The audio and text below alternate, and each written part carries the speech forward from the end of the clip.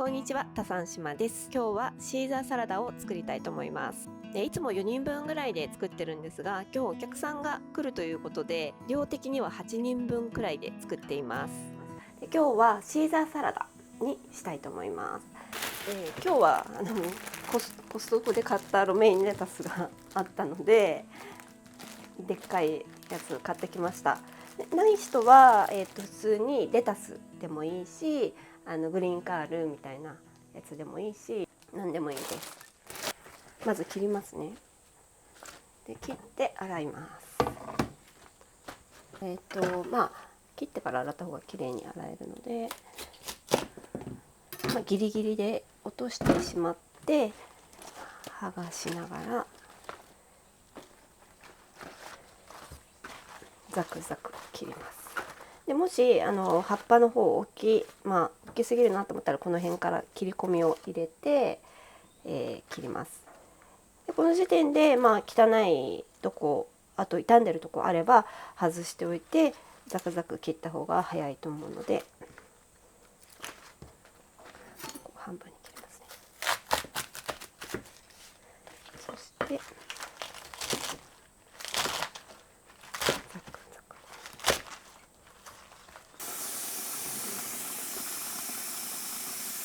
先にサラダを入れて水を上からジャーって流しちゃうと意外とその圧で傷んじゃったりするので、先に水を入れといて切ったサラダもしくはちぎったサラダを、入れていく方がいいと思います。中の方はそんなに葉っぱが広くないので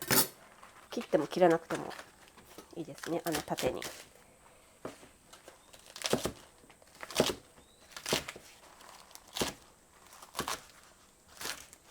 もしこれ全部1個食べきれないっていう、もし2人分とか3人分とかでこの1個丸々使うと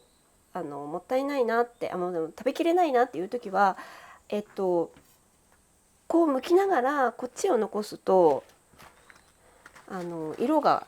例えばこれだと白っぽいやつとこの緑しかなくなってしまうんですけど、この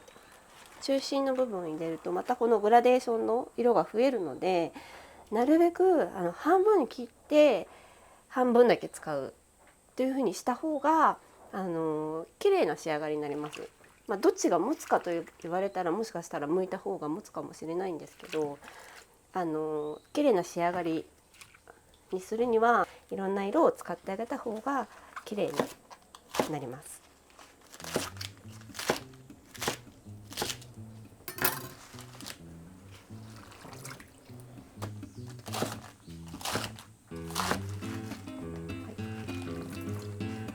ちょっとあまりにもボールが小さすぎるのでちょっとなんか探します。でっかい方が本当はたっ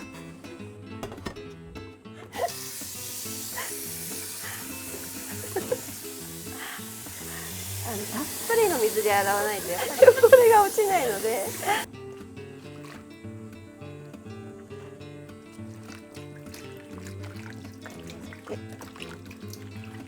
しばらく置いておくと、土とか汚れが下に沈むので、しばらくあんまり長く水につけすぎると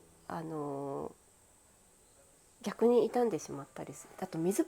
吸いすぎちゃって水っぽくなったりするので、しばらく置いて、はい、では引き上げます。こうザーッと水を切っちゃうとやっぱり下に落ちた砂とか土とか、ゴミが下に、サラダにまたかかってしまうので、サラダはこうざるに引き上げるような感じで。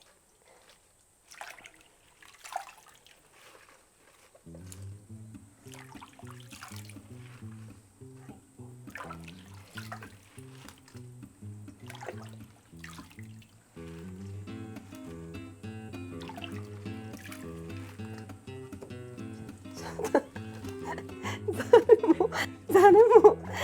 ちっちゃいから、もう全部がちっちゃいから、サラダスピナーとかで水を切ってもいいんですけど、結構傷みやすかったりそれだけでシャキッと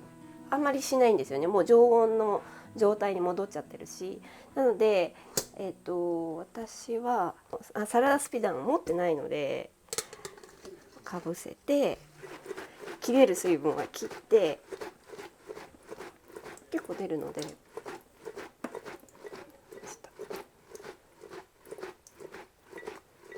でこれだけだと結構時間がない時にはすぐ食べちゃうんですけど、もっとシャキッとさせようと思ったらこの状態で冷蔵庫に入れます。そうするとここに今残っている水分が、サラダが吸ってくれるので、冷蔵庫で冷やされてシャキシャキの、サラダになります。はい、入るかな。入る場所がないかもしれない。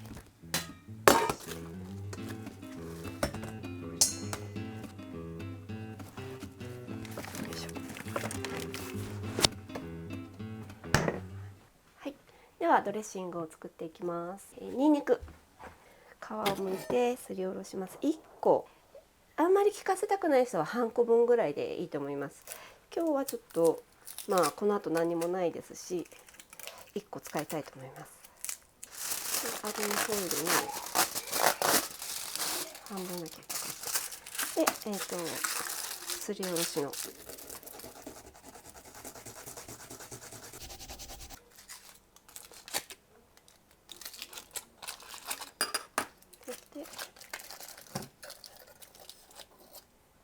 ボウルに入れます。はい、卵黄を1つ入れます。あればケッパーとかアンチョビとか入れてもいいです。なければベーシックに、ニンニクと粉チーズがあればシーザードレッシングっぽい雰囲気が出ます。でそこにもし、よりふくよかな味というか幅を持たせた風味にしたければ、ケッパーとかあとアンチョビを少し刻んで入れるとより美味しいというか濃厚な感じの仕上がりになるので。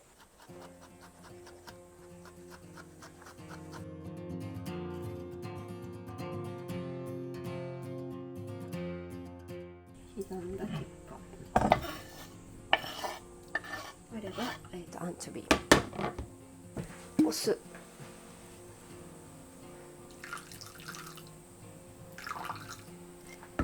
塩コショウですね。ケッパーもちょっと塩分ありますし、もしアンチョビ入れればアンチョビも塩分があって最後に粉チーズが入るので、普通のドレッシングを作るよりは、薄めにした方がいいと思います。少し多めに入れます。これは胡椒は好みなのでいらなければなくてもいいです。よく混ぜて塩をしっかり溶かします。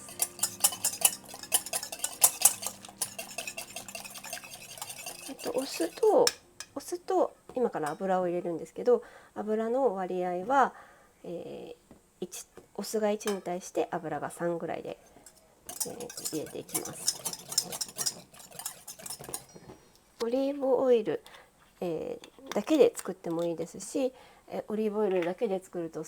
強いなとか、オリーブオイル持ってないよっていう人は、サラダ油とか、米油とかそういう癖のない油で作ってください。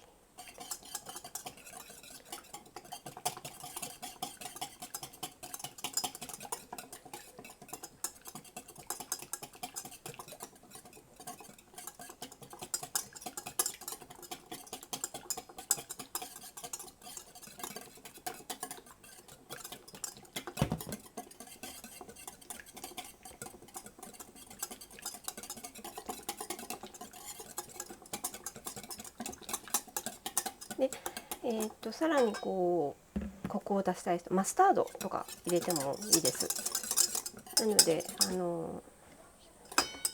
その辺は持っているものと好みで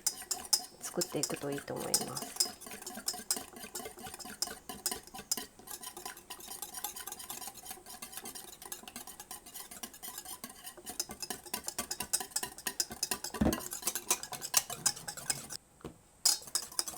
で、卵が入っているので少し乳化した状態でつながってとろみがついてきます。はい、そこに、粉チーズを入れます。粉チーズも好きなだけ入れればいいと思うんですけど、割と粉チーズ粉チーズの風味を生かしたドレッシングなので多めに入ります。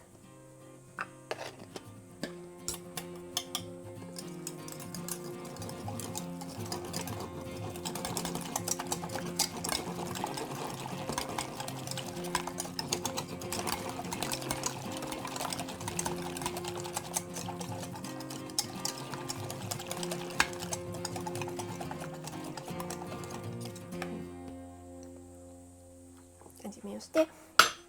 酸味が足りなければ酸味を入れたり、レモンとか入れてもいいですし、普通のドレッシング、いわゆる塩と胡椒とお酢と油で作るドレッシングにニンニクの風味と粉チーズの風味味が入ったドレッシングで、今回は、ケッパーと卵黄が入っています。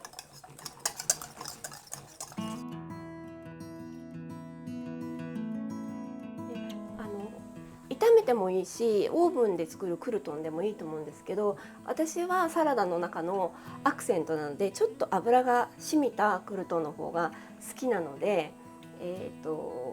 かといってこれを生のまま、油で炒めるとすごい油を吸っちゃうので、一回オーブンでトーストして、それで油を絡めていくっていう感じにしたいと思います。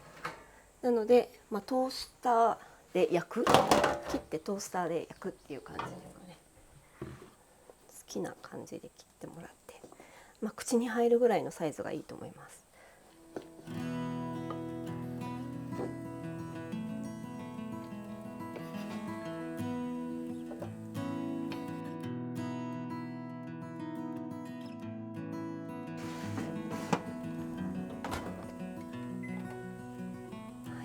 で最後バターで炒めていくので、こんがりきつね色っていうよりも水分が抜けるぐらいの感じで焼ければいいと思います。ベーコンはスライスよりもちょっと具材になるので塊のベーコンがいいかなと思うんですけど、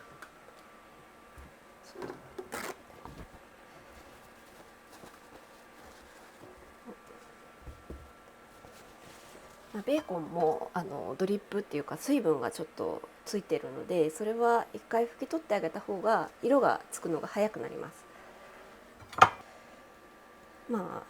厚切りベーコンとかスーパーで売ってるのあるので、ああいうのでもいいですね。厚くちょっとスライスしてあるようなベーコンでも、ちょっとゴロゴロした感じで。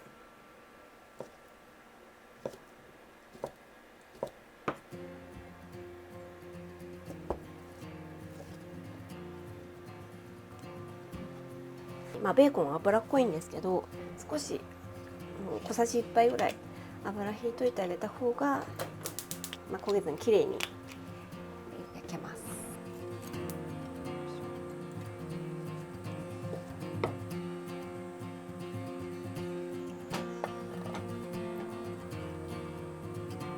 はい、全部切り終わったら、今弱火だったんですけど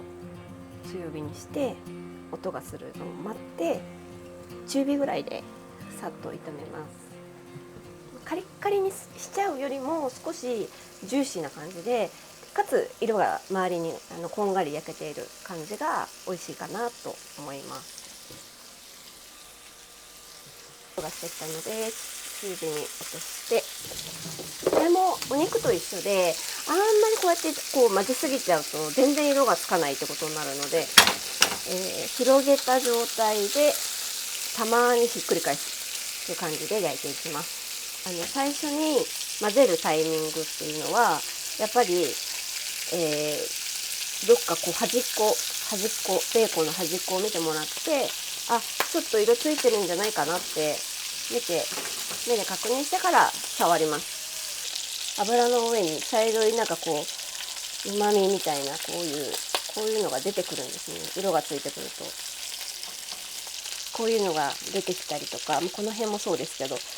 少し茶色いなんかこうものが浮き始めたら何かしら色がついてきましたよっていうサインが見えてくるので、それまでは触らないで、こういうのが見えてきて、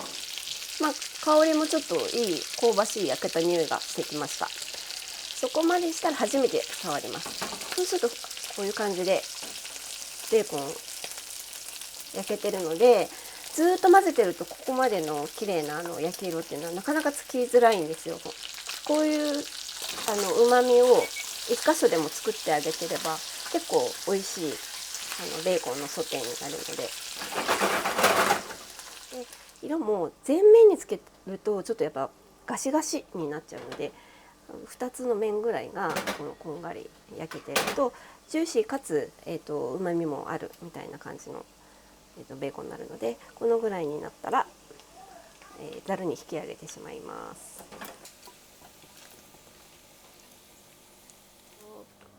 パンの方なんですけど、縮んできてちょっと色ついちゃったとこもあるんですけど、結構硬くなってる状態、このくらいまで、オーブンの方で焼いて水分を抜いておきます。で溶かして、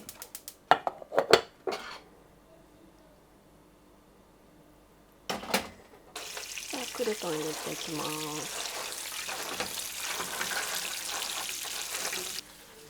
一気に炒めます。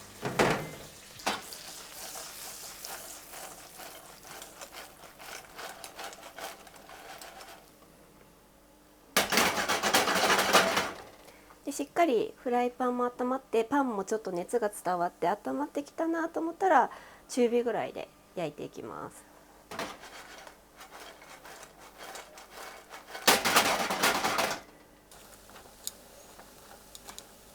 あんまり油が少ないとムラが出てきちゃうので、ちょっとパンの状態を見つつ油は常にこう足したりしながら、少しずつ焼けてる色がついてるやつからこう上の方にこう外して焼いていくって感じですかね。コロコロコロコロさせながら、はい、盛り付けます。本当はすぐ食べるんであれば、全部あえてしまって、出すっていうのがいいのかもしれないですけど、例えば今日は人と一緒に食べるそういうシチュエーションの時で、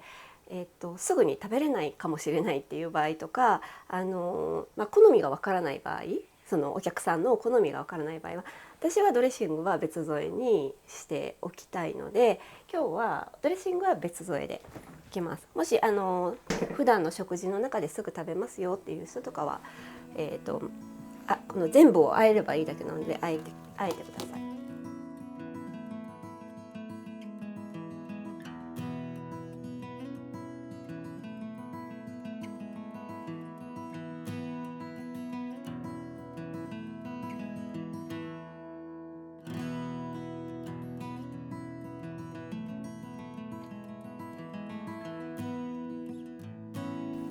この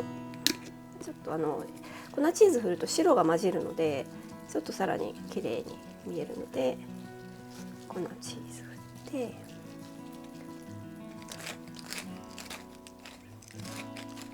い、